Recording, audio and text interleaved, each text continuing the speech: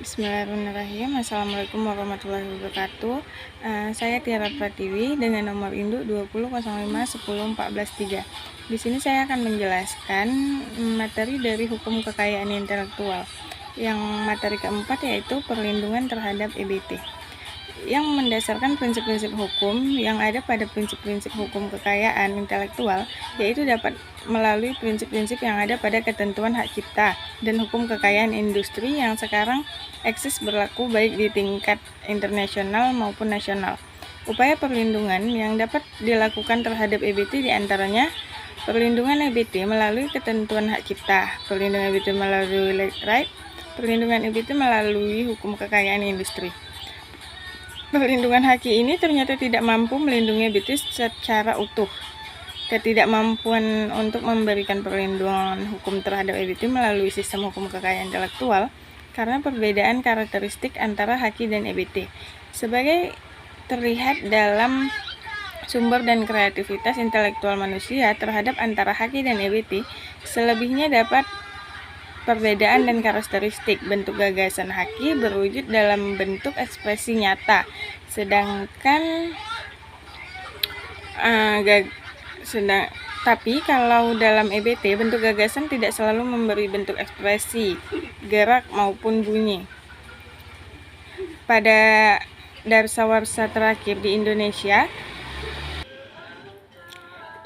telah kreatifikasi perjanjian-perjanjian internasional di bidang haki dan melalui revisi yang mengeluarkan peraturan baru di perundang-undangan haki. Persoalan terjadi pada ekspresi budaya tradisional atau EBT. EBT memiliki nilai budaya yang sangat besar sebagai bentuk warisan budaya yang terus-menerus berkembang, bahkan dalam masyarakat modern di penjuru dunia. Sementara di sisi lain, mereka juga memegang peran penting sebagai desain dari identitas sosial dan wujud ekspresi budaya dari suatu masyarakat lokal. Ekspresi budaya tradisional Indonesia juga mempunyai potensi ekonomi yang menjanjikan, terutama terkait dengan industri pariwisata, industri ekonomi kreatif. Industri pariwisata di Bali hampir semuanya berbasis EBT. Perkembangan teknologi modern di bidang teknologi dapat menimbulkan berbagai penggunaan secara tak pantas dari EBT yang ada. Berbagai bentuk komersialisasi terhadap EBT terjadi bahkan hingga tingkat global tanpa seizin masyarakat adat pemiliknya. Komersialisasi ini juga disertai dengan berbagai bentuk distorsi, pengubahan maupun modifikasi terhadap EBT secara tidak pantas. Materi kelima yaitu hak penyanyian prosedur rekaman. Hak-hak yang dimiliki penyanyi dan prosedur rekaman dalam hak cipta itu sendiri terdapat hak lain yang dapat disebut sebagai hak terkait. Hak yang didapat sebagai prosedur rekaman musik adalah hak terkait. Hak terkait itu sendiri adalah hak yang diberikan dengan hak cipta yang merupakan hak eksklusif bagi pelaku petunjuk, prosedur fonogram, atau lembaga penyiaran, seperti tertulis dalam pasal 1 angka 6 Peraturan Pemerintah Nomor 16 Tahun 2020 tentang ciptaan dan produk hak terkait. Yang dimaksud dengan hak terkait adalah setiap hasil karya yang berupa karya petunjuk, karya rekaman, atau karya siaran, berbeda dengan hak cipta. Pihak yang diberikan hak terkait disebut secara tertulis pada pasal 20 Undang-Undang Nomor 28 Tahun 2014 tentang hak cipta atau Undang-Undang Hak Cipta. Penjabaran hak terkait. Penjabaran hak terkait memiliki beberapa poin, yaitu hak mechanical right merupakan hak eksklusif pemegang hak cipta yang didirikan kepada label atau perusahaan rekaman untuk melakukan pengandaan musical komposisi musik, lagu, album rekaman yang nantinya akan diedarkan ke pasaran. Penggandaan dilakukan melalui media rekaman fisik. Yang kedua, hak penggunaan master. Hak ini bermakna bahwa hak atas rekaman asli yang telah dibuat baik atas salah satu bagian rekaman maupun atas seluruh bagian rekaman. Selanjutnya, hak sinkronisasi. Hak ini adalah hak eksklusif bagi pemegang hak cipta untuk karyanya digunakan dalam kebutuhan komersial. Hak yang selanjutnya, hak transkripsi elektrikal. Hal ini adalah hak bagi pemegang hak cipta untuk memberikan lisensi untuk karyanya digunakan dalam media transkripsi elektrik. Selanjutnya, hak cetak. Hak ini adalah hak eksklusif bagi pemegang hak cipta untuk mengeluarkan izin mencetak karya musik ke dalam bentuk buku, majalah, dan lainnya. Yang terakhir, hak grant.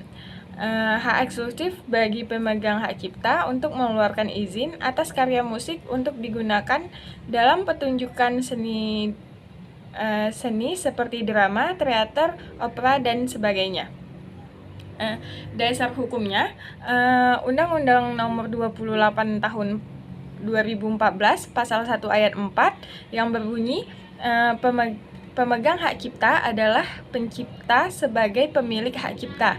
Pihak yang menerima hak tersebut secara sah dari pencipta atau pihak lain yang menerima lebih lanjut dari pihak yang menerima hak tersebut secara sah. Selanjutnya, materi ke-7 yaitu hak merek. Pengertian dan dasar hukum hak merek yaitu hak merek berdasarkan Undang-Undang Nomor 15 Tahun 2001. Merek adalah suatu tanda yang berupa gambar, nama, kata, huruf-huruf, angka-angka, susunan warna atau kombinasi dari unsur-unsur tersebut yang memiliki daya pembeda dan digunakan dalam kegiatan perdagangan barang dan jasa. Jenis-jenis merek yaitu merek dagang, merek jasa, dan merek kolektif. Karakteristik merek. Yang pertama, perlindungan diberikan berdasarkan kelas barang. Yang kedua, tidak menggunakan nama barang yang akan dimintakan perlindungan.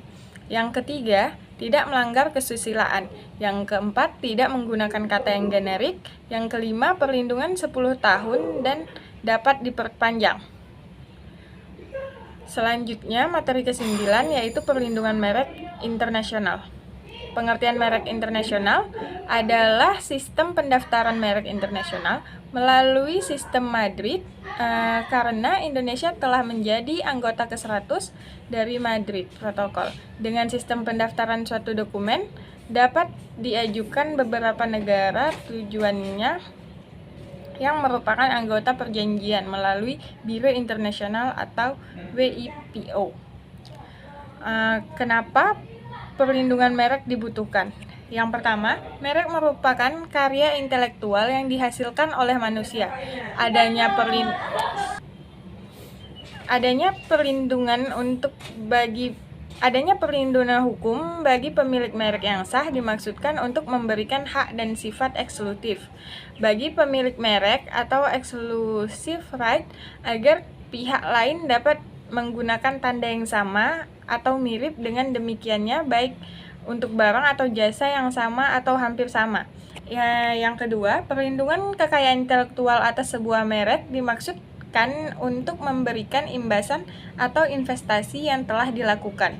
Perlindungan merek juga dapat menjatuhkan seseorang dari penggunaan atau penipuan yang dilakukan oleh pihak lain tanpa izin.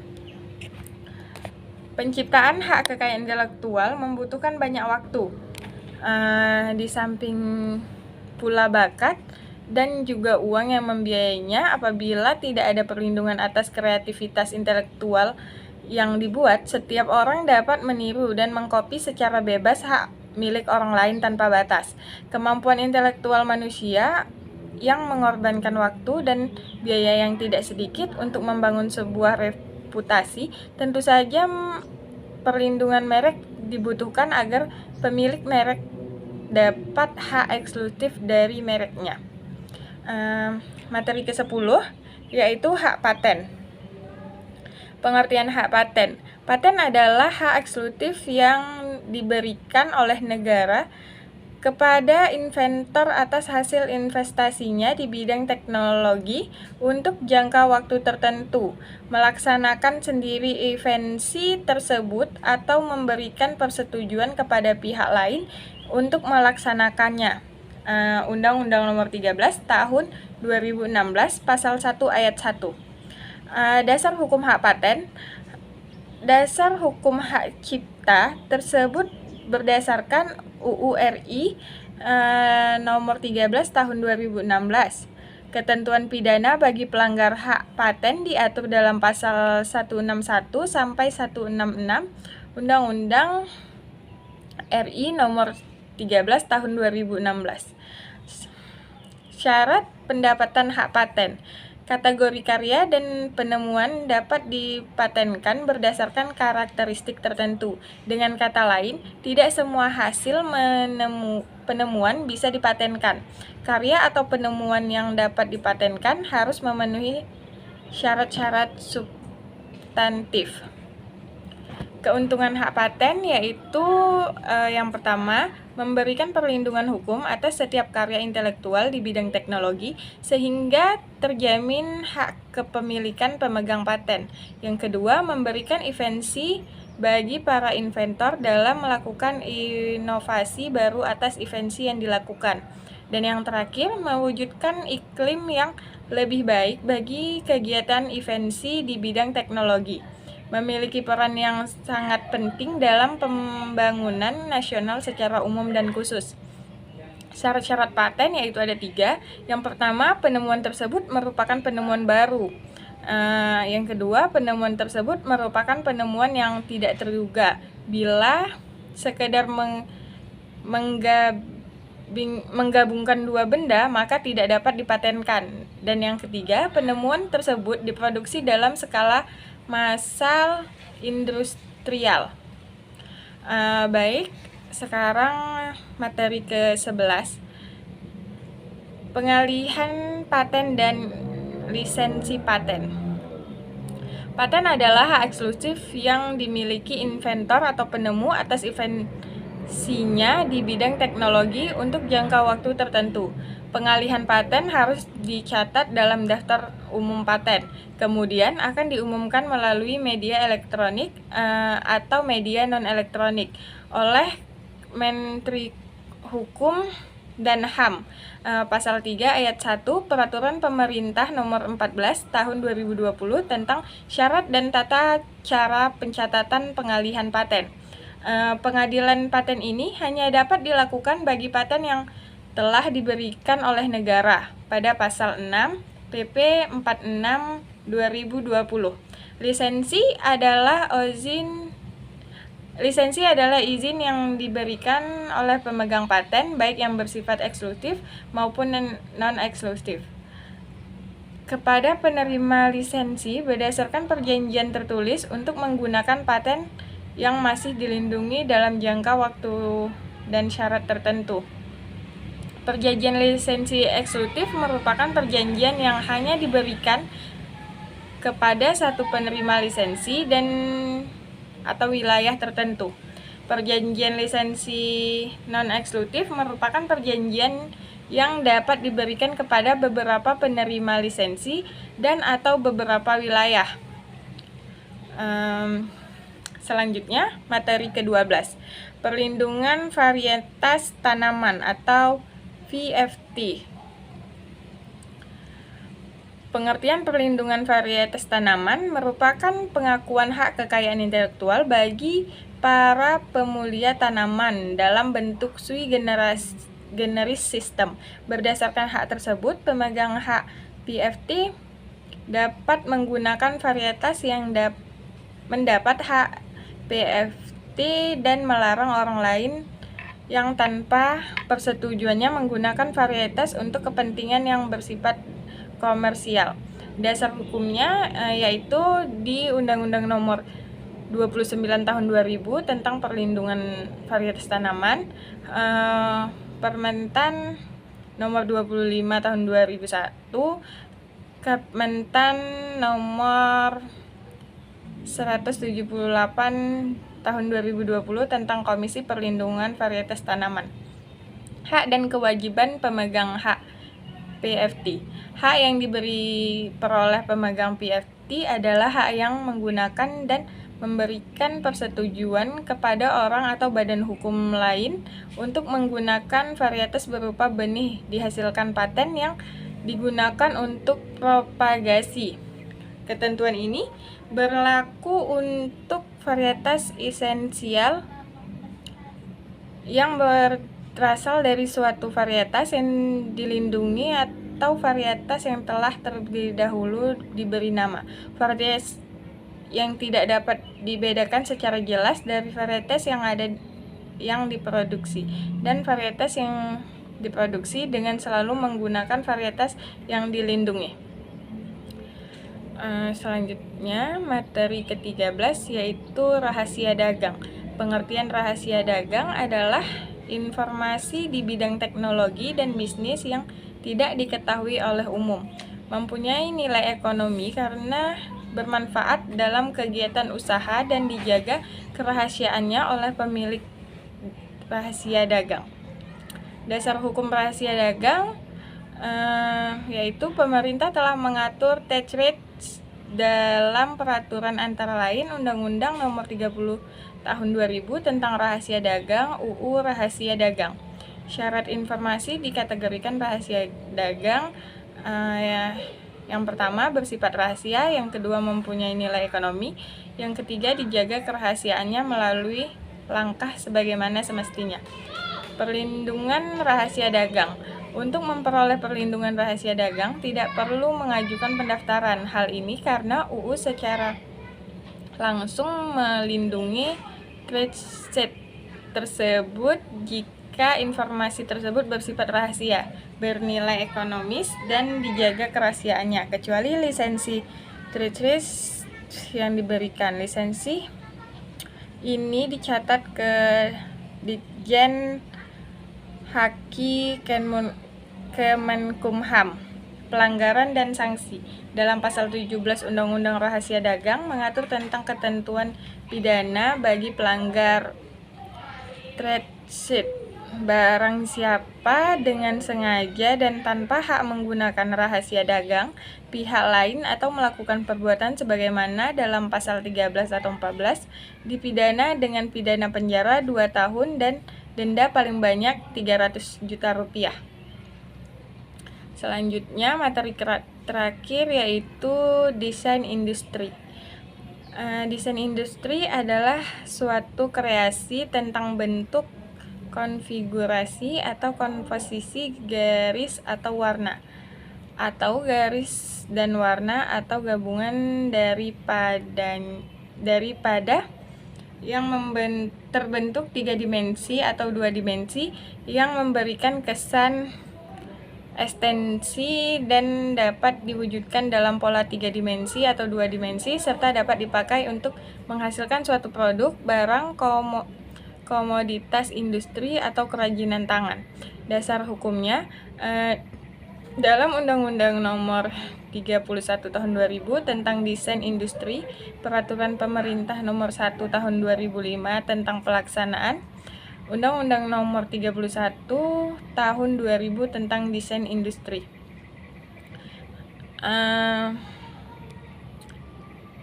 Hak desain industri diberikan untuk desain industri yang baru. Desain industri dianggap baru apabila pada tanggal penerimaan desain industri tersebut tidak sama dengan pengungkapan yang telah ada sebelumnya. Desain belum diungkap bahkan belum dilakukan komersialisasi atau belum diumumkan atau digunakan di Indonesia atau di luar Indonesia. Lamanya waktu perlindungan desain. Perlindungan terhadap suatu desain industri diberikan untuk jangka waktu 10 tahun terhitung sejak tanggal penerimaan dan tidak dapat dilakukan perpanjangan perlindungan. Pengertian